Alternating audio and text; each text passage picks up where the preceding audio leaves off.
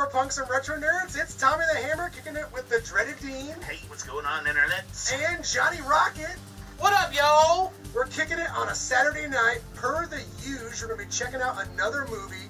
Tonight, we're going to be peeping the latest Trainspotting Part 2. And before we get into the film, I just want to say, personally speaking, the original Trainspotting movie, means a lot to me. I don't know how Dean feels about it, but way back in the day when the first movie came out, we watched it religiously at his house, at his mom's house, in the basement, constantly on VHS. Back in the day, we would rent it from Video 101, which does not exist anymore. That's right. It hasn't for over 10 years. It's now Bottles 101. But, I like beer, so I'm okay with it. Exactly. And, we were pretty young when the first Trainspotting came out. Teenagers for sure. And I don't know. We probably shouldn't have been watching that sort of thing at that age. Yeah, it's definitely a dark movie about drugs, debauchery, sex, and human depravity. What about you, John? What do you remember from the original Trainspotting? I too watched it religiously with another good friend of mine. We're very fascinated by it. I don't know if it was the violence or the drug culture or just the absolute absurdity of it at points, but it, kind of ticked all those boxes, in that impressionable teenage years. It's really something. That's powerful cinema, to say the least. It really is. Without further ado, no more rambling from us three. Check out the trailer. You guys know this routine, and when we get back, all three of us are going to give you guys the review of T2 Trainspotting 2.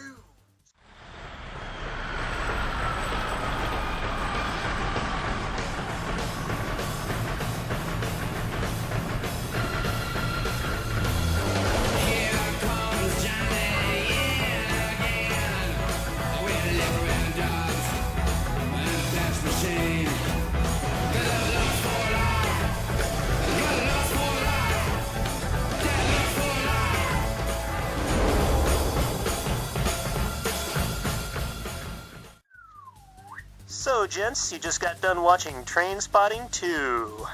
How'd you like it? I thought this was a solid follow-up to the original Trainspotting, but I gotta admit, the characters in this movie, I can't really relate to them on a personal level, but the one thing that I could gravitate towards is, the distance in time from the original movie to the sequel, and it made me reflect upon my own transgressions and mistakes I've made in my own life. And I feel like that's kind of a strong thing with a movie, is if it can make you reflect upon your own past and, your own mistakes, then it's a powerful film. I feel like the actors, the director, the cinematography, the music especially, I feel like it was great. Yeah, it was all spot on. Let me start with Trainspotting 1. It was a very stylistic piece back in the late 90s, and I remember it was just something that we held it on a pedestal, there was just something about it, there was a slickness, a sleekness to the film that you were just drawn into it, and I feel like the first half of this film was exactly that, and then all of a sudden it became almost something else, and I love that about this, where it was almost the first half of the movie, it was remember the first one, guys? Remember how badass it was? Well, all of a sudden it's an action flick, and all of a sudden there's a bad guy, and I really like how they pulled it together. I expected it to be good, but I didn't expect such a reformation of the original. I too had pretty low expectations of this movie, honestly. I'm really, 20 years later, we're gonna drag this out, give it a good humping, really? But, it really surprised me. It actually was really, really good. This movie was handled with care. It really was. And it's definitely not a sequel a sequel.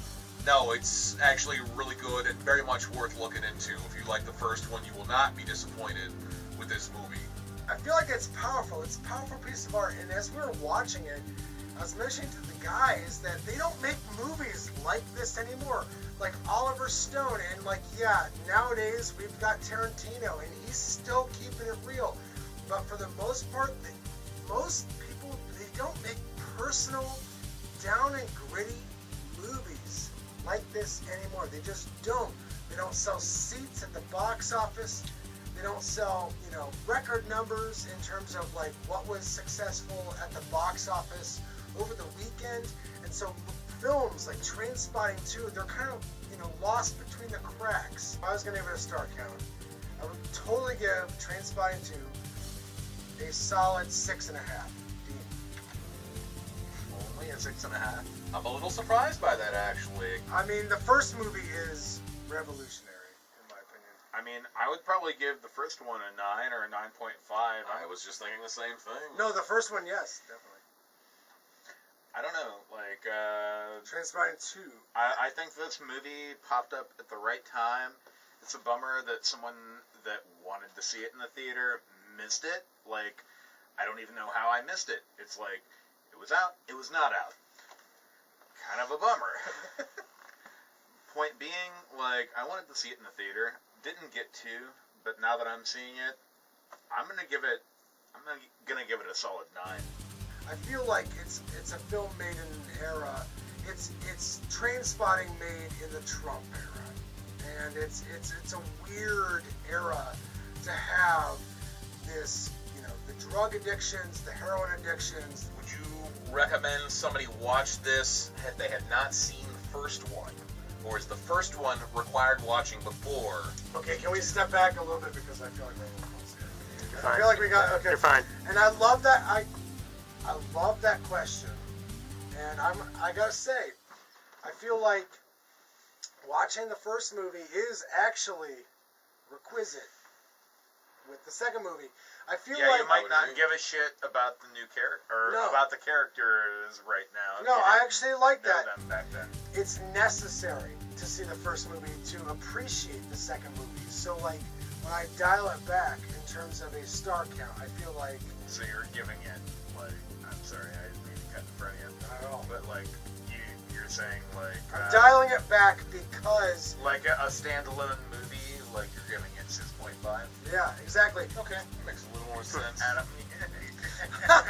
you're like, See, I mean, I would then take that 6.5 and give it my extra 1 Oh, this is all very interesting. because it was so well done. Even though yes, you really do need to watch the first one first. I mean, it was a really good sequel. It carried on with the great cinematography. Picture looked Cinematography. good. Sound great too. Cinematography. No. The- I know what you meant.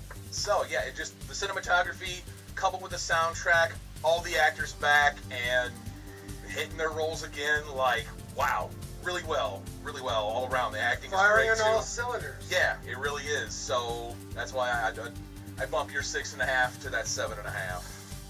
I think it was that good. All right. All right. Well, Fair counterpoint. Maybe it doesn't deserve the 9. I gave it actually. Ooh, a reevaluation. But I was almost offended by the 6.5. Well, wait, here's the thing. A 6, like honestly speaking, let's talk about that. Like the 6.5. That's above 5. That's not leaning towards the bottom half of a 10-star rating.